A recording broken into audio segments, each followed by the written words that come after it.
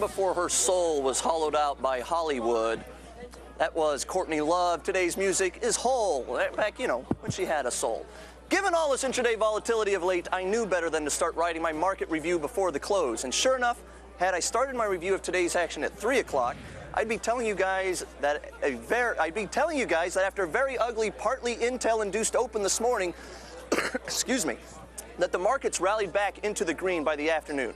However, that closing hour can be a skinny bitch, and sure enough, I'm referring to the book, by the way, the market lost mass faster than a vegetarian in my grandmother's house. The major indices all finished in the red by the close, led down mostly by the technology sector. Intel's 12% tankage was a headline loser, but Apple and Google both lost big today too. The semi-indices that I put in historical perspective earlier this week are at the lowest point they've been at now since the spring of 2003. I'll keep doing the countdown. We'll go from spring of 2003 to say the fall of 2002. It's not going to get much lower than that, though. That was back at the bottom. Long time, no gain. The energies and commodities, that safe place everybody talks about all the time on our show, they all got rocked today with oil stocks down 3% across the board. Those safe solar stocks were down 10% or more across the board. Yep, that was just today, guys. Rebecca? Cody, and then tomorrow, just flip everything around, and you'll be good. You'll have your script done already. They're down today, they're up 10% tomorrow, and then vice versa next week. And then, and actually Friday, I'll just be able to do today's show again.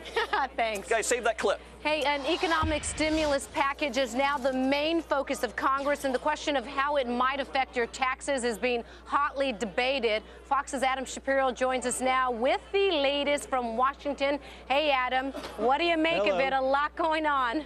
There's a ton going on, and in fact, breaking news right now, President Bush is going to be meeting, or at least speaking through conference call with the leaders of Congress, both sides, both houses.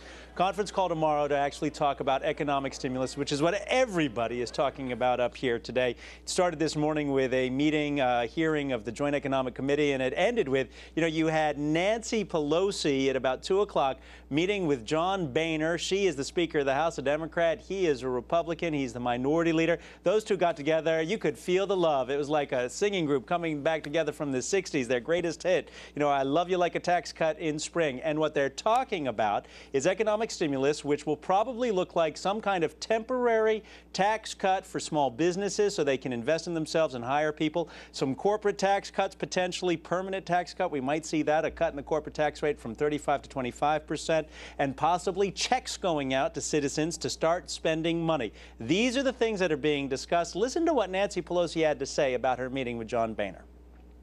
I'm optimistic that we can go forward in this manner and hope that it can be done in a way that is timely with a product that is targeted and is temporary. And you're going to hear that ad nauseum. Timely, targeted, and temporary. That seems to be the marketing ploy for the Democratic Party right now to talk about economic stimulus. But a lot of people very concerned about the economy slowing down, and there is some real movement with economic stimulus. Everyone agrees on one thing. They have to act fast. Back to you. Adam, that's a very good point. And yeah, surprising to see how cordial they are now. Let's see if that sustains itself. But they do know, people out there, as you say, are struggling. And we're saying that, a lot of people are saying it can only get worse. But thanks, Adam. We're going to give people a lot of advice on how they can weather this economic storm, Cody. And, a lot of people write us in and even ask us on the street, basically, what should I do about A? What should I do about B? So we're going to help them through this storm. And I would say there's at least one guy out there who does not think the government needs to be acting now. That would be me. Yeah. Well, guys, I take exception to that because I'm glad that the government's helping people. Fair enough. I don't think the government is helping people. I think they're hurting people. What can we do? It's a debate.